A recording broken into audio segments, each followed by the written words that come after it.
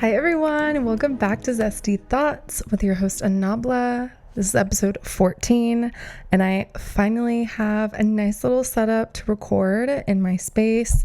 I have my fern with me, my beautiful fern, Berlioz, and I have my beautiful album art that my bestie for life, M, made for me for my debut EP. I have a new chair, and it's so cozy, so I'm just like... I can just relax in this space now, and I feel so much more comfortable to record episodes. And so without further ado, let's just dive right in. I want to put a disclaimer out here. We are in the midst of a heat wave right now in LA. So I will be recording with my windows open. So apologies if there's any background noise. I think a neighbor is doing like some sort of like little housework today. So apologies if you hear any noise. Yeah, it's hot out here, y'all. I live in Santa Monica, and it's gonna be hot even here. So it's gonna be a week, that's for sure. Okay, let me pull up my notes. Okay, first thing, I'm asking for recommendations for cat TV. Yes, I do have a cat. I have one cat at the moment. Basically, my whole life, I've had two cats. When I was born, my parents had cats. When they passed, we got two new cats. When they passed, we got two new cats. And they were from the same litter, the two most recent cats that we got. And one of them sadly passed away like a little over a year and a half ago. But her sister is still kicking, Chelsea Belsey. She's like my little baby. When we brought her home, she like fully imprinted on me. It was like a Twilight moment with Jacob. But this cat fully imprinted on me. She even to this day has been such a scaredy cat. And when we first brought her home, she was like terrified.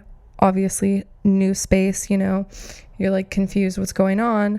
And I went into our bathroom, and like I sat up against the cabinet under the sink, and she crawled up behind like my neck and was sleeping just between like my neck and the cabinet.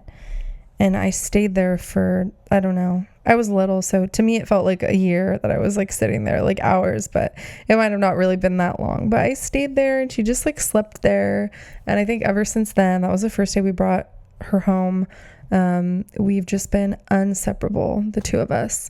But yeah, so I have a cat, and I am not afraid to admit that she is like a full-blown iPad cat. She loves cat TV. We have a smart TV, and we put YouTube. I have YouTube Premium, so we put YouTube on, and like we'll put on like hour long like loops of like cat TV. So sometimes they have like toys, sometimes they have like animated like fish and stuff. Recently she's been watching like live mice like playing and like eating, and she just like watches the tail, she freaking loves it. So if anybody has recommendations for cat TV or like apps or anything that I could share with her, I totally will, because she has been literally eating that up. Like she loves it so much.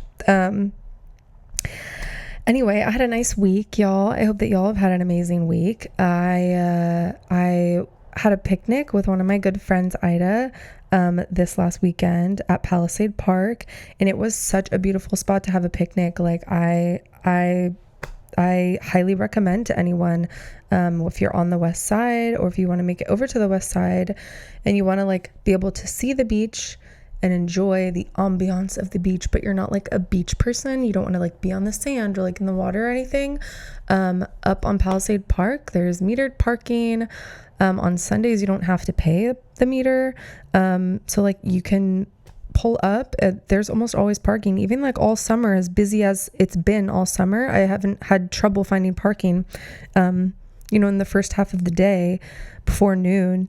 And yeah, like it's a beautiful spot to just like, there are some like benches that are already there, but we brought like blankets and stuff and food from Whole Foods, and it was just like such a nice morning little picnic brunch. So I highly recommend to anyone, if you're looking for a new spot to picnic, or if you want beach vibes but not the actual beach, there are some spots where you can lay out and it's like a perfect view of the beach without being on the beach. You feel me? Because we were initially going to go to the beach, but then we heard about like the sewage leak. We were like, okay, maybe we won't go to the beach. Like maybe we'll just go near the beach, or like do a picnic or something. So it was lovely.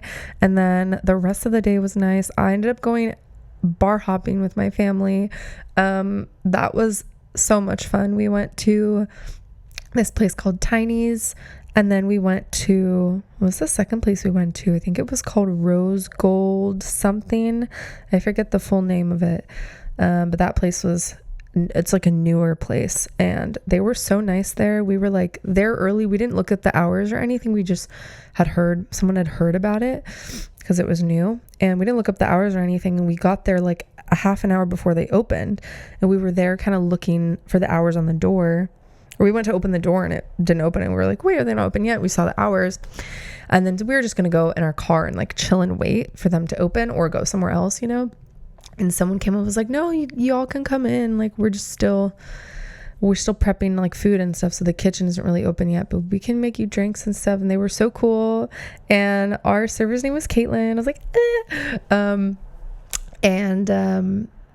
yeah, and she gave us like a free round of shots, which was so nice, and their drinks were delicious. Rose Gold Saloon, that's the name, I remember it now. So if you're looking for like some yummy drinks at a new place, check that place out. Their bar was so pretty. And then we went to Oddfella. I love Oddfella. It's like a nice Irish pub. That was our third stop, and they have good food too, man. They have some vegetarian and vegan options that are bomb. So yeah, that was like a really nice night. And then, oh my gosh. So another update, my family and I finally started watching Game of Thrones. I think we are on episode 4 now. We're basically just going to watch like one episode a night. So we've watched 3 so far, I think 3 or 4. And, I'm just so excited to like be able to discuss it in the pod, because I'm so late to the game, obviously. Like I didn't even realize that until I looked it up. Like we were watching the first episode and we're like, when did this come out? We're like 2011. What? The fact that it came out in 2011 is crazy, and we're so late to the game. But I was like, it's time, we need to watch it. We need to dive in now. Like, it's going to take so long, so we might as well start now. But I love it so far. I can't wait to dive into that as I watch more, and I can chat with you all about my thoughts on Game of Thrones finally. Let's see what else we have on the list today. Oh, I wanted to talk today about some of my favorite books that I've read. But I don't know, it's like interesting. Growing up, I was never a huge fan of reading when I had to like do it for school. Like I prefer reading for pleasure.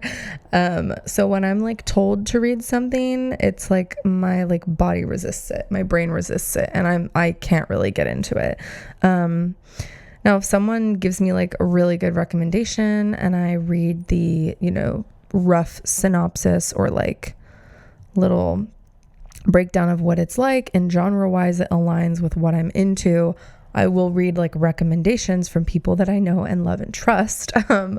But growing up I was like never super into reading, and I used to go to the library a lot, and I have fond memories. I grew up in Huntington Beach. I have fond memories visiting the Huntington Beach Library. I mean, we were blessed. That is one of the coolest libraries I've ever been to. First of all, it's massive. It's just so big. Like you could, like as a kid, I was like, where am I? Like you could get lost in it.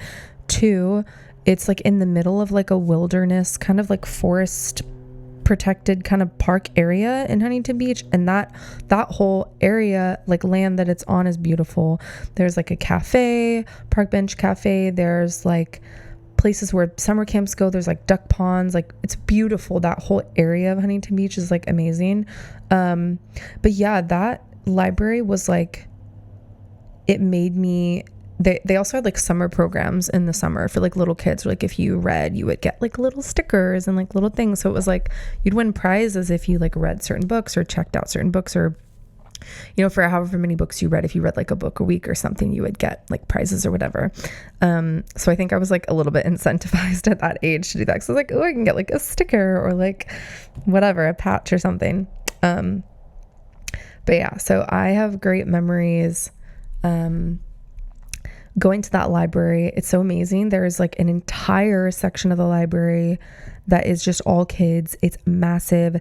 It is like there's cool decorations and art everywhere, and it's just so catered to kids. As a kid, it was so just amazing and interesting and cool. There's like this giant what's it called, like aquarium, like fish tank, that I used to always look at. There's like this like little theater room where they would do like book readings and stuff like that for kids. Then there was like, I don't know if they still have this anymore, but when I was little, I was born in 97. So like we would watch like cassettes before like DVDs were a thing. And so they had an entire, like you could do like movie rentals and like you could buy like CDs and stuff like that. But that was like part of the library. It was like you could also rent movies and like shows and stuff like that on video cassette, which is like crazy. That was at the library also. And it was like a massive store. It was like the size of like a normal video store for that time. And it was in the library. It was awesome. And then the actual library itself, like the, adult section was insane. Like I don't even know how to describe it. I want to post pictures here because it's such an intriguing like layout, the way that everything is laid out. But there's like this multiple story like kind of grid system in one area, and you can go up and down stairs, and like each level has like different genres and different, and there's like everything's organized alphabetically. And then there's one whole other section that's just like on like the main floor. There's like a massive computer area. There's like, if you go downstairs into the bottom area, there's like conference rooms and like ballrooms you can rent out. And then there's like a massive like amphitheater. My vocal coach had a show there one time. And so I have like I've done performances there when I was little and I was studying voice, like right when I first started. And yeah, just like this massive library. There's like fountains outside, just like, so fond memories there. But yeah, so I think when I was little, I was not big on reading like long books or big books. Like that just kind of intimidated me. And I always, like when I was in school, had kind of bad grades for reading comprehension. Like I would read a page and like not really remember anything about it. And so I think that reading just kind of like wasn't fun for me, because I'd be like, okay, I just felt like I like wasted time because I feel like I didn't like digest anything, you know what I mean? So it's kind of tricky for me growing up. I had like a weird relationship with reading, not like a negative bad way, but just like kind of like, okay, whatever, if I have to read it for school, I will. And there were even instances where I would like not read a book for school and just like Google information about it and Spark Notes and stuff and just like hope for the best, and I made it through that for sure. But yeah, as I've gotten like older and I'm like out of school and I'm not like required to read books for any particular reason or class, I've like grown to love it so much more. And I've like realized that I'm really only into like books that teach like life lessons or like spiritual kind of books. Like those are the only books that really like resonate with me. If it doesn't make me like think about my own personal life and like reflect on my own life and like my mental health or like my spirituality or like my connection with life or my connection with God, then like I'm not really into it. So I don't know that I guess that falls into like the spiritual category or like maybe even like self-help books. Like I guess it kind of depends. Although I have read some self-help books that it's kind of like, okay, yeah, cool. This is like good in like practice while I'm reading it, but then it doesn't really like, nothing really sticks with me long term enough to like make a difference. But spiritual books like have a really big impact on me. And I feel like some of my favorite books are books regarding that, like your own relationship with life and existence, and maybe your relationship with the creator, if that's something that you like believe in, you know? So two of the books that I really heavily connect with, I mean, I think number one is probably Power of Now. That book literally changed my life. Like, it made me think so differently just about existence and how I perceive life and how I walk through life. And you know, if you haven't read it, it's amazing. It discusses a lot about like consciousness and being present in the current moment. Obviously, the power of now, being here right now, like you are now, you're existing in the now. You're not separate from the now. You create the now, you know, it's like that whole concept. And it's just an amazing perspective on that, on your relationship to like being conscious in everyday life, and how it can be beneficial to heighten your consciousness for many reasons, you know, to improve the mundane, or to get through hardships, or to improve the amazing joy that you feel already. You know what I mean? Like, to be more in touch with that and in tune with that. And it really helped me, I think, with my levels of gratitude. And it helped me to be more aware of when I'm not being grateful, or when I'm like neglecting being grateful in any given situation. So it's amazing. He does have like a spin-off kind of podcast. I don't know the name of the podcast. I'll have to look at it and link it, and maybe I'll put a title card here. But he has an amazing podcast where he discusses the same kind of things that are in the Power of Now, but he gets a little bit more detailed. He'll answer questions from audience members. You know, he'll interview other people, spiritual people and stuff like that. And it's super interesting. He's also done a lot of stuff with Oprah. And I think Oprah is like a collab on her network or something.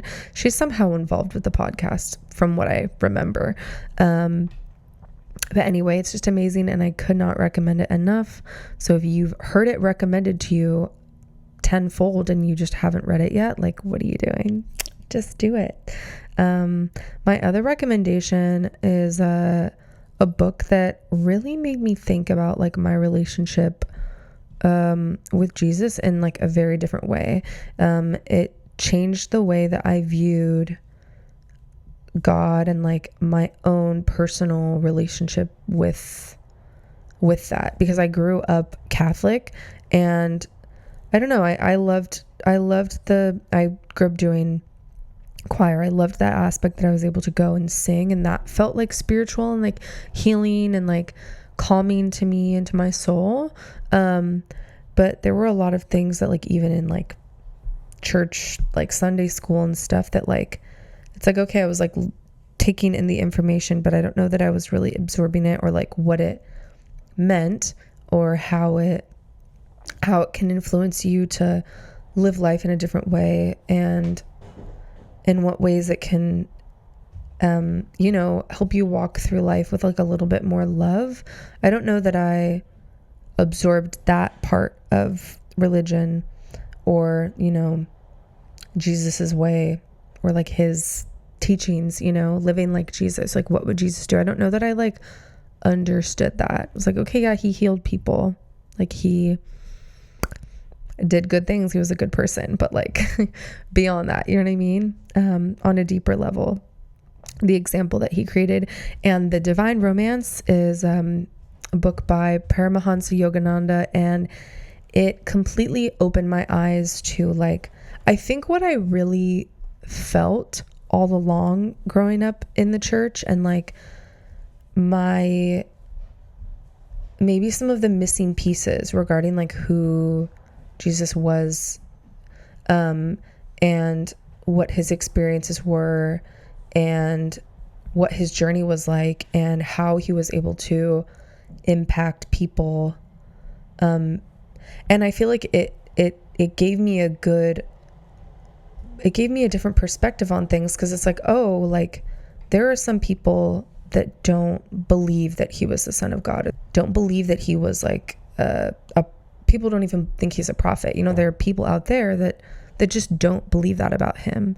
And I think it helped me realize when I was like kind of on the fence, like questioning my faith, like I don't know if like I get he was an actual person, like I believe that he existed, but there were moments where I like questioned, like I don't know that he was really the Son of God, like I didn't perceive that as reality. Like that didn't make sense to me. To me that seemed made up, and I was like, well, yeah, like of course they're going to say that, because imagine the power you could hold over people if you had a religion that was centered around that. Like that's crazy. Other than just having like a human person that was good, that was maybe a prophet, or that was just like a saint. The idea of a saint is just like a godly human, not someone that is God or like of God, and I think it's like kind of counterintuitive to even say that those two things are separate, because I think God is in all of us and we are all God, and to like pretend like we're separate, like power wise or like soul wise, that we are separate from like the entity of God, I think that is like wrong. And like not wrong, but like I think it's like counterintuitive. It's like it doesn't make sense because it's the same, in my brain. So like reading this book filled in a lot of those missing pieces, and it really made so much sense to me, and it changed my perception of like who Jesus was. And it's like, regardless of whether you think he was the Son of God or not, like the impact that he made, the lessons that he taught, the wisdom that he shared is the same. And I think that like made me feel a little bit more comfortable with my relationship with him and with God, and like with my religion. And like it's like, okay, I maybe that's something I can doubt, and that's okay. I don't think there's anything like wrong with that, but I can still sit here and acknowledge like, oh, he was even if he was just a human, he was a brilliant human. Do you know what I mean? And he served with love, and there's so much that can be like taught from that. I guess all I'm trying to say in the long run is that I feel like this book is a very informative view. It provides a very informative view on like that like middle ground, because I feel like there's a massive disconnect with like people who believe he was the Son of God and people who don't. And it's like, even if you do, like if you believe in like his teachings and like the way that he lived and like living with love, like that's the same universally. Anybody can do that. Anybody can take that lesson out of it. And it's just another example of like, it doesn't really matter like what you believe. I feel like people all at the root of it, people all believe kind of the same thing, like they had, at least value wise, like they want to have the same goals and like being a good person and a good human being. And sometimes it doesn't really matter like what you believe in, and in its path to getting you to be that good person. Like it's all the same. We're all just trying to be good, like there may be like different surface level details, but like people get so bent out of shape and so hype about all the semantics and all the details. And it's like, even if the details are different for you and me, or for whatever, a group of people discussing it, it's like, it's still, aren't we all just trying to be good people? Like we don't have to look at those differences and heighten and magnify those differences so much, when in the reality, we're way more similar than we are different in that, So I guess that's like my takeaway, but this book is amazing. I want to read you one of my favorite quotes from it. It's just a 10 out of 10. So I'm going to read this quote from the Divine Romance, Paramahansa Yogananda. Hi, Chelsea Belsey. My kitty cat's walking by. Remember that every time you worry, you put on a mental break. And in struggling against that resistance, you place strain on your heart and your mind. You wouldn't try to drive off in your car with the brake on because you know it would severely damage the mechanism. Worry is the brake on the wheels of your efforts. It brings you to a dead stop. Nothing is impossible unless you think it is. Worry can convince you that it is impossible to do what you want to do. Worry wastes time and energy. So that's just like a little snippet of one specific section. Like I said, there's a lot of discussion of like Jesus and like, and other like world like prophets and like religious leaders and stuff like that, and how they have taught basically all the same thing as like what I was getting at, like my wrap up there. But yeah, there are also amazing sections in the book that discuss stress and all these things, and a little bit of the same kind of ideas in The Power of Now, like consciousness. And specifically in the Divine Romance, he discusses Christ consciousness and how you can live similarly to the way that Jesus did, regardless of what you believe about who he was. You can live similarly to the way that Jesus did and use the level of consciousness that he had and the wisdom that he had in interacting with people and living his life with love, that you can use those same methods to have more mental clarity and more, healthy mental health and a better relationship with yourself and a better relationship with the outside world and like a healthier relationship with just living and consciousness and perception, and how all of that can be like internally healing for your soul, for your mind, and for your body, and how it's just like how it can be. It has a potential to be like a perfect anecdote for struggle or for someone that is just confused, maybe. Might not be for everybody, but The Power of Now is a little bit more of like a neutral stance on the same kind of idea. It refers less to like major religions and prophets and stuff like that, but the Divine Romance, I feel like, is such a major deep dive on the same kind of thing. And for that reason, I love it. It's amazing. Okay, before I wrap up today, I want to dive into a few segments for this episode. I have one thing that I'm thirsty for this week, and it's my new car. I'm like so excited. I just got a Honda Accord hybrid. It's a new 2024, and there's a few reasons I got it. For those of you that know me, I've had an electric car since about 2019. When I first bought an electric car, it was the Volkswagen e-Golf, and it was lovely. I loved the interior. Like, I loved tech and features that it had, but it was horrible in terms of range. It was like an early EV, so it had about 120 or 130 mile range, which is horrible compared to EVs now. I had that for a year or so, like 2 years, and then my mom was driving it one day and someone hit her in it. Like, it totaled the car. So it worked out for me because I ended up getting a payout, and then I got my Chevy Bolt, which to this day, even, I loved that vehicle. There's so many things about it that I will miss. It has like a camera for the rear view mirror. I was so spoiled with that. It has 360 like overhead view for like backing up, parking, all that. There's so many like little features about it that I'm gonna miss so much. I loved that it was like shorter, so I had an easier time parallel parking and all that. And I loved, the efficiency that it had. But it was just getting to the point where like I would go to charge my car in the area, and either chargers would be broken, both really, chargers would be broken 9 times out of 10 that I would go, or like offline. And on top of that, there would be like a line of people waiting to charge. And I was like, oh, okay. I've dealt with that like in the last like 2 years that I've had the car. I've dealt with that like a handful of times. Realistically, it's never been a massive issue for me until very recently, until like 2024. Like, there are way more EVs on the road, and specifically on the west side here, there are way more people buying EVs.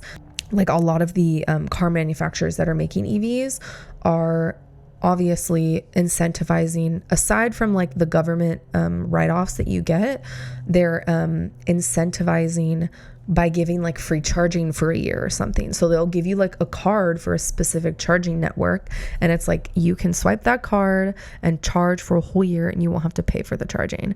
So it's like, there's a ton of people out here that have free charging. So there are a lot of people that like have free charging for a year, and in retrospect, like half of those people may be able to charge at home at their own house. But like they have free charging, so like they're going to take advantage of that. You know what I mean? So it's kind of been even more congested, I think, than it had been in the past. So it's been even more congested than it has been in the past.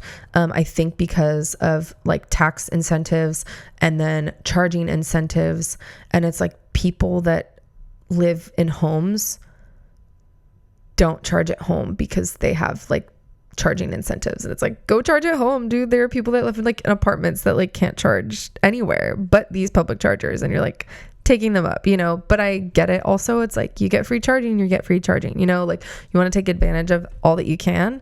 But it's just like gotten into this like situation where like 9 times out of 10 I have to like wait at least like 10-20 minutes to even get a charger, and then I have to wait while I'm charging, and I'm like, okay, this is not conducive to like my lifestyle, like, or really anyone's lifestyle. Like, it depends what you do for work. Maybe if you work from home and you can just like use your hotspot on your phone and like work while you're charging, like it's not going to matter to you at all. Like, it's not going to impact your life. Like, you can still work or do something. It's like, but every time I would go to charge, I'd have to like find something to do and something to kill the time. And sometimes I'll like edit the podcast and stuff like that, but it just, I don't know, it just got to a point where it was like, this doesn't make sense for me anymore because I don't have somewhere to charge at home. The city, although the city of Santa Monica is like has a decent amount of chargers, I don't think that the infrastructure is increasing at the rate that like people are buying new EVs. It's just like it's not matching up, and I'm not gonna like sit around and wait for it to, because like who knows how long that will take, you know what I mean? So it just gives me a little bit more flexibility having a hybrid. It's still really good as far as like emissions go. There's like some rating system that's like out of 10, and 10 is like EVs are the number 10 because they have 0 emissions. And like the car I got is still an 8. So I'm like, I still feel good like that it's having some helpful impact on the environment, that I'm not emitting as much as like a traditional car. So at least a little bit of that guilt is lifted off of me for like not having an EV anymore. But like, geez, dude, yeah, it just was brutal. So my advice to you, if you are someone that's in the market for a new car, you've considered getting an EV, you want to get an EV, think about your lifestyle. If you do not have a place to charge at home, think about what you're going to do when you're charging. You know, if you have something that you can do remote that's going to be productive, that you can do while you charge, by all means, like that will be fine for you. If you don't mind waiting around a little bit or having to go to another charger because they're all taken or they're all broken or there's a line of 4 cars, it's like you have to consider all these things, especially in Los Angeles where like a lot of people have EVs.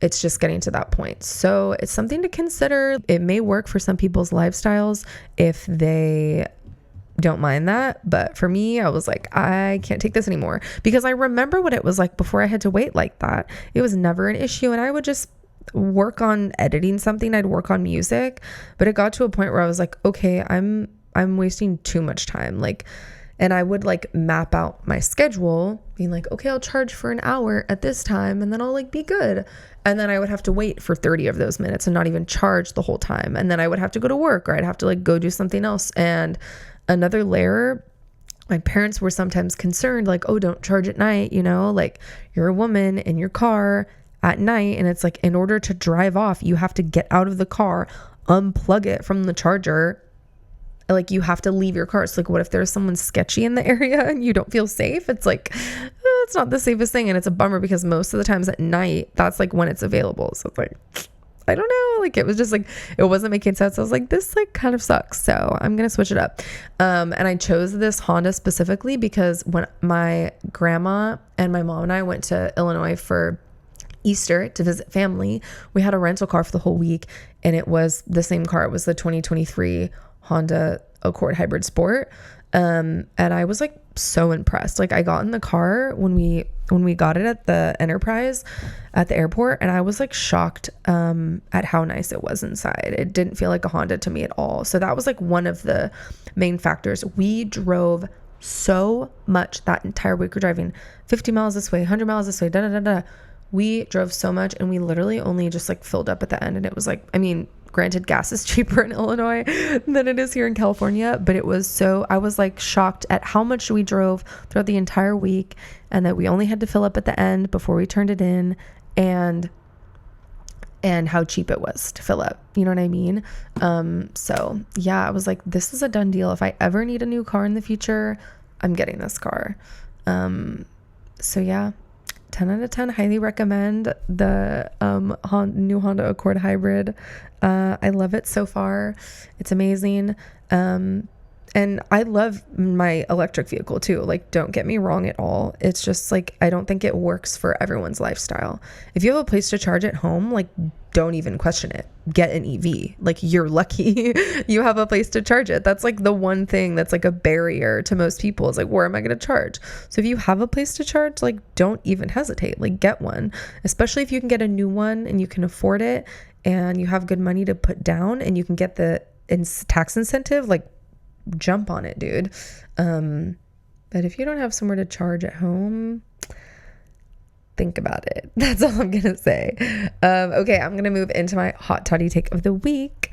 My hot toddy take of the week is that honeycrisp apples are the only like good apples that exist. I'm like fully convinced.